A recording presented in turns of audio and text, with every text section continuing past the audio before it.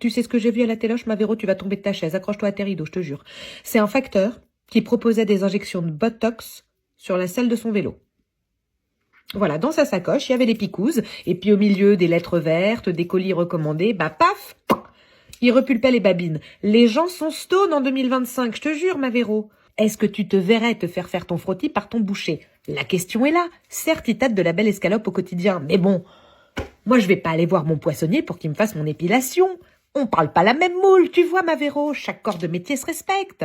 Après, la pépette, c'était pas l'Otari qui glissait le plus vite sur la banquise, je te le dis tout de suite, parce que le mec lui a dit « Attends, en plus des babines, moi je peux te repulper le fiac, voilà, pour avoir un gros boulard. » Elle a dit banco, le mec a été commerçant, il lui a lâché un carnet de 12 timbres à l'effigie du Mont-Saint-Michel.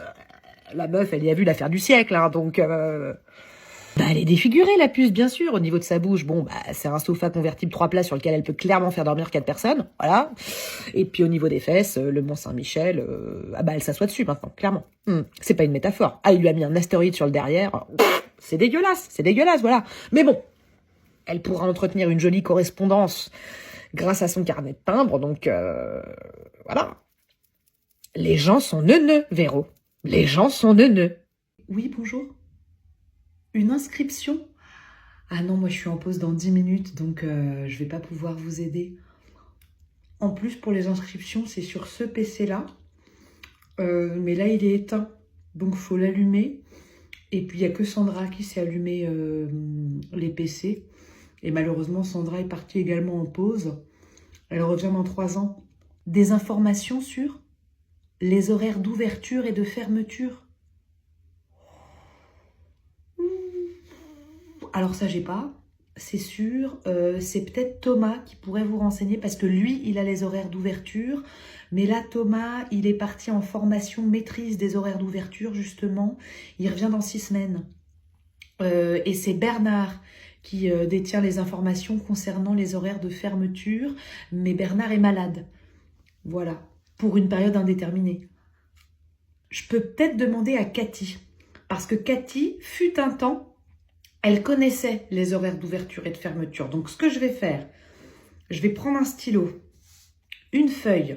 Je vais écrire Cathy, horaire, petite étoile pour bien me rappeler qu'il faut que je lui demande. Et ce que je vous propose, c'est que vous revenez demain à l'ouverture. J'aurai peut-être l'information. Bah, en tout cas, je suis super contente de rencontrer les collègues d'Arnaud. Voilà. Parce que c'est vrai qu'il ne me parle pas du tout de ce qui se passe dans son travail. T'as vu la tête qu'il a fait là? Ah non, il dit rien. Ouais, parce que verbaliser ses émotions pour Arnaud, c'est très compliqué. Voilà, je tenais à te le dire. Bah, Minou, c'est ta collègue, voilà. Ça me paraît normal de lui exposer la situation.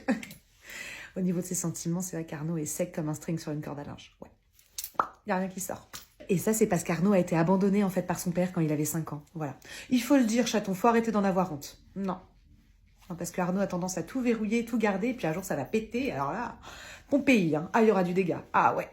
Et du coup, on est sur un complexe d'Oedipe assez sévère. Oedipe, en gros, c'est tuer son père pour se taper sa mère. Non, Arnaud se tape pas sa mère, non. T'imagines? Non, c'est juste que sa relation avec sa mère est très fusionnelle depuis le départ du père, voilà. Donc pour moi, c'est très dur de m'insérer, d'exister. J'ai du mal, quoi. Et je sais pas si tu l'as remarqué, mais Arnaud cherche toujours un coupable dans les situations conflictuelles. Tu l'as remarqué? Qu'est-ce que je disais? Même au bureau. Il ne se remet jamais en question. Le syndrome de la victime, bien sûr. C'est pas moi, c'est les autres. Ah, tu vois? Grillé. Oh bah Minou, pourquoi tu t'en vas? Oh, il est vexé. Ça y est. Oh là là. Ouin. Voilà. Vexation systématique quand un sujet sensible est abordé. Alors là, on est en plein dedans avec Arnaud. Oh! Mais t'inquiète pas, il va revenir parce que bon, il a quand même un gros trouble de l'anxiété de séparation. Donc, je suis un peu sa bouée, quoi, tu vois. Je suis sa Laure Manodou. Ah, il s'accroche. Mais je le lâcherai pas, hein. Je t'aime, Minou! Ah, regarde, il est au centre de l'attention. Il va péter un câble. Ah, il veut se foutre la tête dans le sol, là. Il supporte pas, ouais. Camille, je vais être très claire. C'est pas à vous de faire une thérapie, Camille. C'est à tous les connards de votre entourage. Toutes ces personnes toxiques qui gravitent autour de vous et qui vous prennent pour un paillasson, Camille. Tous ces suceurs d'énergie qui vous ont aspiré toute votre bienveillance, votre positivité et qui vous font croire que c'est vous le problème. Parce que non, Camille, c'est pas un souci d'être trop sympa, trop bienveillante, trop gentille. Non. Par contre, quand on est trop méchant, trop égocentrique, trop égoïste, eh ben ça c'est un problème. Et c'est ces gens-là qui ont besoin d'une thérapie, Camille. Mais vous allez bien, Camille. Sylvain, votre DRH, qui vous a dit hier que vous étiez une godiche sans cervelle et qui vous a vu foncer aux toilettes en larmes. Eh ben, est-ce que Sylvain, il fait une thérapie, Camille? Non, Camille. Sylvain, il vous a craché son venin en pleine poire, il a pris son déca noisette et il est reparti bosser. Et en plus, il a rajouté que vous n'aviez pas d'humour, Camille. Eh ben, Sylvain, il est malade, Camille. Sylvain, il a besoin d'une psychanalyse longue et coûteuse. Mais pas vous, Camille. Vous allez sortir de mon cabinet, vous allez appeler les gens que vous aimez, qui vous aiment sincèrement, et vous allez vous faire un dîner réconfortant comme un poulet puré. Et vous allez, comme dit Maître Gims, vivre votre best life. Et demain, quand vous irez voir Sylvain, vous allez lui donner ma carte. Parce que moi, j'aide les Sylvains. Je n'aide pas les Camille. Ok. Excuse-moi, t'as dit quoi là? Ta mère vient de mourir. Non, ça ta mère vient de mourir, ok? Mais après, elle est morte de quoi? D'un infratus? Meuf, c'est un infarctus. Il y a un C avant le T. Non mais infratus. Sinon tu dis arrêt cardiaque, tu te fais pas chier. Mais dis pas infratus, meuf. Infratus. Infarctus. T'entends le C ou pas? Tu viens de te faire larguer? Non. Non, pardon, si, tu viens de te faire larguer. Pardon, non, je te contredis pas. C'est juste, j'aime pas l'expression larguer. Se faire larguer. En fait, non, tu largues les amarres. C'est un terme nautique, en fait. Toi, tu t'es fait quitter comme une grosse merde, oui. Mais tu t'es pas fait larguer. T'as envie de te foutre en l'air? La drama queen, quoi. Ça va, c'est bon, tu vas survivre. Et même si t'as envie de te foutre en l'air, s'il te plaît, tu ne le fais pas sur le réseau ferroviaire. Voilà. Train, RER, métro, t'oublies. Je te jure, la semaine dernière, 45 minutes de retard parce qu'il y avait un gars qui s'était jeté sur les rails. Il y a des gens d'un égoïsme, ils pensent qu'à eux, ils pensent pas aux autres. Voilà. Moi, je suis arrivée en retard à mon taf, c'était l'enfer. Je te jure. Eh bah écoute, hier j'ai pris un café avec une copine, ouais, je me suis acheté un petit haut vachement sympa, je te le montrerai, et... Ah oui, j'ai fait congeler mes ovocytes. Ils sont où? Eh bah écoute, ils sont dans le congélo, dans le bac à glaçons, voilà. Tu feras gaffe, j'ai mis tes futurs petits-enfants dans ton morito. Bah non, maman, je déconne, j'ai fait ça dans un labo. Bah pourquoi? Bah parce que j'ai 35 ans, voilà, que je suis célibataire, que j'ai pas envie d'être mère tout de suite, voilà. Bon, j'ai surtout pas rencontré le pot correspondant à mon couvercle, hein, le futur papa, voilà. Faut dire que ces dernières années, j'ai quand même bien enchaîné les cas sociaux, hein. Ah, je suis pas tombée sur les fraises les plus goûtues de la cagette, hein, c'est clair. Ah bah mon ex, maman, le dernier en date, je lui ai quand même proposé de faire une balade en vélo, il m'a dit qu'il était pas prêt de s'engager, donc quid de faire un bébé, tu vois? C'est horrible. Ah bah c'est la réalité, maman, hein. Le temps file, voilà. Et puis j'ai pas envie de faire des gosses avec le premier tocard venu, tout ça parce qu'une grosse date de péremption sur mes ovaires et qu'il faut que je me grouille ma race pour pondre. Ah, c'est bientôt la chasse aux œufs, laissez les miens tranquilles, ils sont bientôt périmés.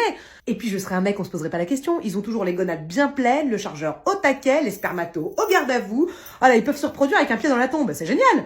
Et puis moi j'aurais adoré faire comme toi, rencontrer l'homme de ma vie à 18 ans au bal des pompiers de mon village, un beau soir d'été, mais non. Voilà, à 22 ans t'attendais ton premier gosse, moi je suis rentrée dans le tunnel des partiels, des examens, des stages. À 30 ans t'étais enceinte du 4e, moi j'ai signé mon premier CDI, voilà.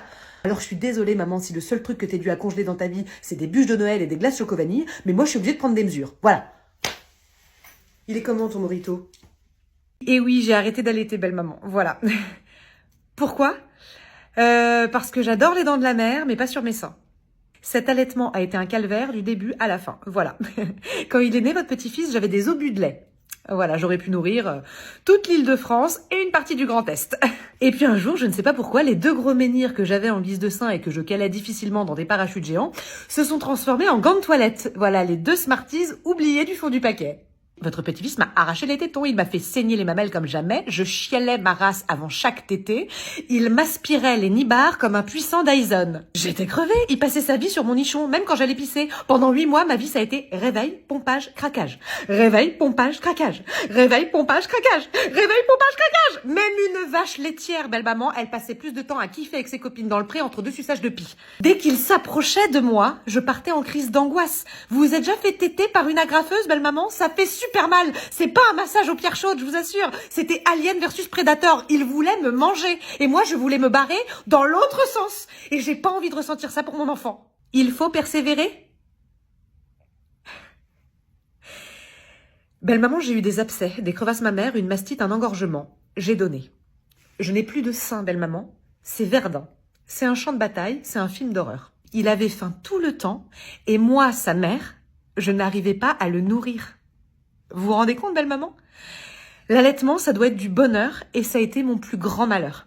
Alors oui, aujourd'hui, je lui donne des biberons et je suis hyper heureuse de lui donner parce qu'il grossit, parce qu'il mange bien, parce qu'il dort bien, parce que je ne suis plus son garde-manger et parce que j'ai retrouvé mon corps et mes nibards. Voilà.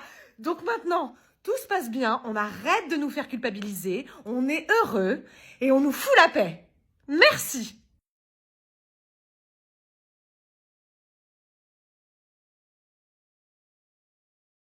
Ça fait 3 mois, monsieur Luquin, que votre chéquier vous attend à l'agence et vous pouvez le récupérer quand vous voulez.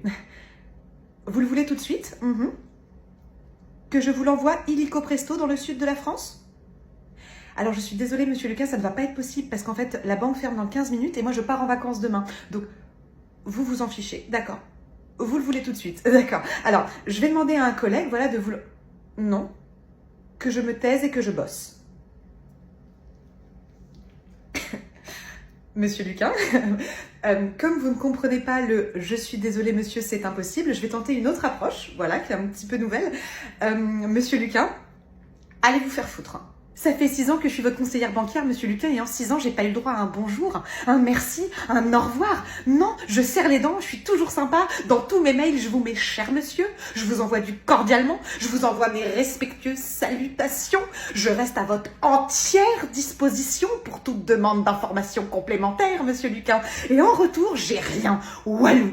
Que dalle, ok? Alors là, basta banana, il n'y a plus de jus dans le Tropicana, la coupe est pleine, il n'y a plus de courant dans la prise, je vous envoie un respectueux fuck, monsieur Luquin. Un sincère et cordial, vous me les brisez. Je ne suis pas votre esclave, monsieur Luquin, je ne suis pas un paillasson sur lequel vous pouvez essuyer vos grosses grolles dégueulasses. Non, ça veut dire non. Et je vais vous le dire, monsieur Luquin, en un coup de clic, je peux faire disparaître tout l'argent. Et le petit Avengers qui est en vous, là, sans la moula, il a plus de pouvoir, ok? Donc soit vous êtes sympa et vous écoutez ce que je vous dis, soit vous dégagez dans une autre banque, monsieur Luquin. Vous attendrez lundi? Parfait, monsieur Luquin. C'est noté. Je prends note. Et un très bel été à vous aussi, monsieur Luquin, absolument. Et une belle journée. Ça fait du bien, hein, monsieur Luquin, d'être sympa. J'entends pas, monsieur Luquin. C'est sympa ou c'est pas sympa? C'est sympa. Bon. Très belle journée à vous, monsieur Luquin. Au revoir. Plus fort. Au revoir.